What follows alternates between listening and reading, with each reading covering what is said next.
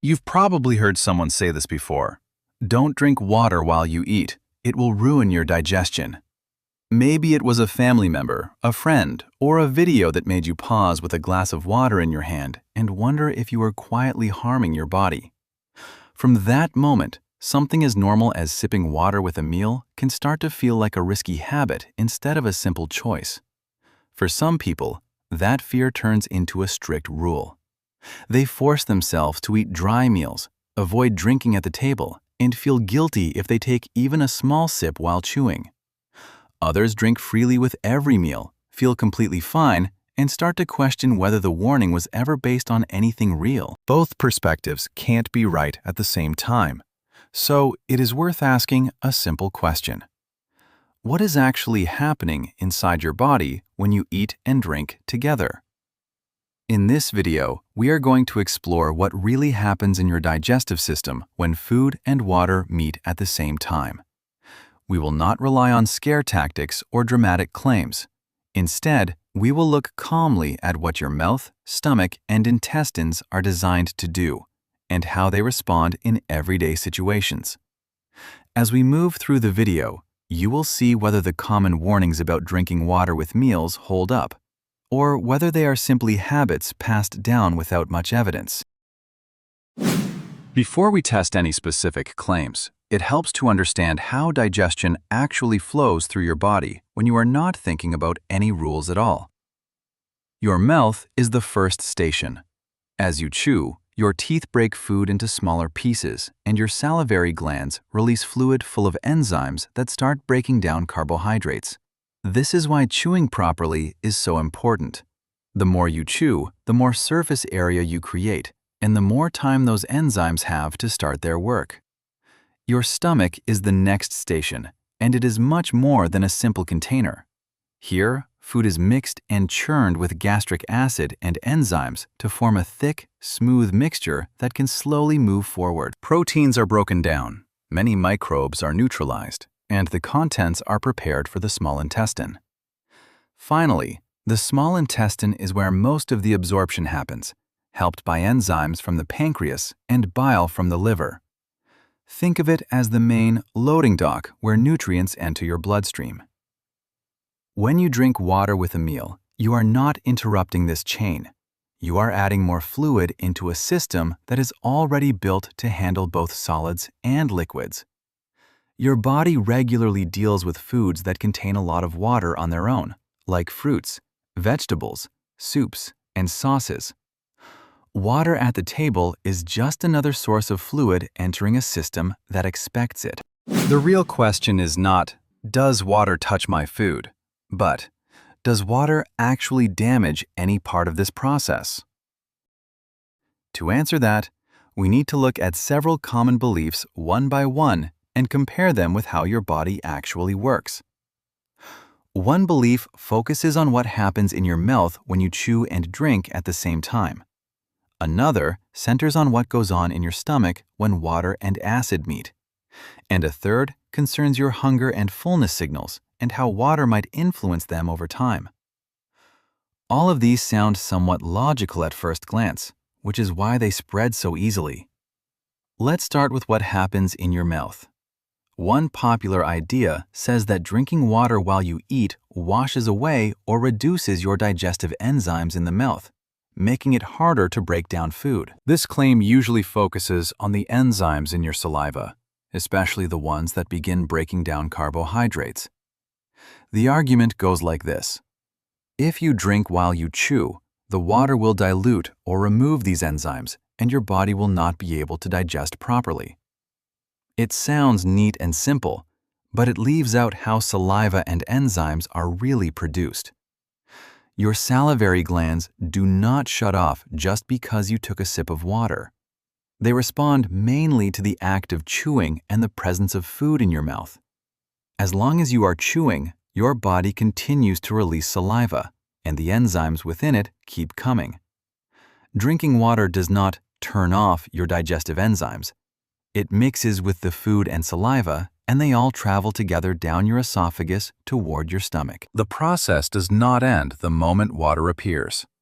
What really matters here is not the water, but the chewing, Enzyme release from your salivary glands is driven by how much and how long you chew your food.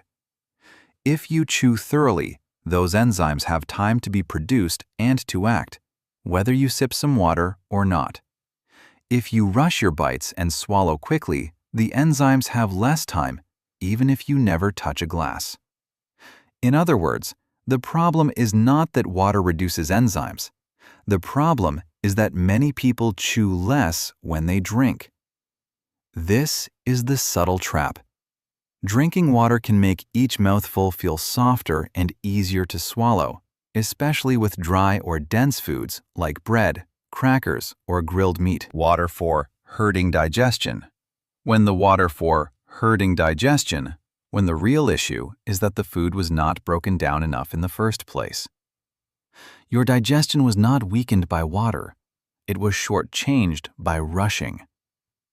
So the takeaway from this first idea is simple. Drinking water does not reduce or wash away your salivary enzymes in any meaningful way. Enzymes depend on chewing, not on avoiding liquids. If you take your time, chew your food well, and then sip water as needed to make swallowing comfortable, you are supporting digestion, not harming it. The habit to watch out for is eating fast and using water to push down big bites, not the act of drinking itself. With that clarified, we can turn to what is happening in your stomach, where another common belief often sounds more serious and more scientific. This is the idea that drinking water with meals dilutes your stomach acid so much that digestion becomes weak, and you start having problems like bloating, heaviness, or indigestion. If you picture your stomach as a fixed pool of acid that never changes, then adding water really does sound like you are watering down the system. But this is not how your stomach behaves in real life. Your stomach is constantly adjusting the amount of gastric juice it produces. When you begin to eat, your body responds by increasing acid and enzyme secretion, preparing to handle the incoming food. If water arrives along with that meal, your stomach can simply produce more gastric juice to keep conditions in the right range. Estimates vary, but your stomach typically makes around 1 to 4 liters of gastric juice per day. Compared to that, a small glass of water at a meal is not a big disturbance. A useful way to imagine this is to think of a thermostat in your home. When the temperature drops, the heating system does not give up. It turns on and brings the temperature back up. When it gets too warm, it can slow down. Your stomach does something similar with acid production. A bit of water may change things for a moment, but your body senses what is happening and responds. It does not simply allow digestion to fail because you drank with your food. It is also important to remember that your stomach routinely handles a mix of solids and liquids. Many common foods in a Western diet are naturally high in water content. Soups, sauces, fruits, vegetables, and even certain prepared dishes bring plenty of moisture into the stomach. On top of that, people often drink water, iced tea, coffee, or sparkling water with meals. If normal amounts of liquid truly ruined stomach acid, most healthy people would constantly have digestive trouble, and that is not what we see. Of course, it is possible to overload your stomach in the short term. If you eat a large meal quickly and then chug a lot of liquid on top of it, you may feel uncomfortably full or bloated. That feeling comes from stretching and pressure, not from your acid suddenly becoming useless. It is more about volume than chemistry. The issue is the total amount you are asking your stomach to hold at once, not the simple fact that food and water arrived together. Now we can move deeper into how all of this ties into your appetite and your long-term eating habits. A third common idea suggests that drinking during meals will confuse your hunger and fullness signals, make you eat the wrong amount, and eventually lead to weight gain. This often appears in advice that says, never drink with meals if you want to listen to your body. It sounds reasonable at first, but appetite regulation is more complex than a single rule can capture. Many signals work together to tell you when you are hungry and when you have had enough. Your sense of hunger and fullness comes from hormones released by your gut, from how stretched your stomach is, and from patterns your brain has learned over years of eating. Water can affect one part of this system by adding volume. When you drink, your stomach may feel a bit fuller, and that can influence how much you want to eat in that moment. But plain water does not bring extra calories with it. It does not carry energy in the way that sugary sodas, juices, or milkshakes do. For some people who are trying to lose weight, drinking water around mealtimes is actually used as a tool. A glass of water before or during a meal can gently increase fullness and help them feel satisfied with less food. In that sense, water can support appetite control instead of fighting against it. On the other hand, if your goal is to gain weight or you struggle to eat enough, drinking a lot of water right before or during a meal can make it harder to finish your plate, simply because you feel full from volume. The key point is that plain water itself is not secretly making you gain weight. What matters far more is your overall pattern of eating. How often you snack, how large your portions are, how active you are, and what kinds of drinks you choose.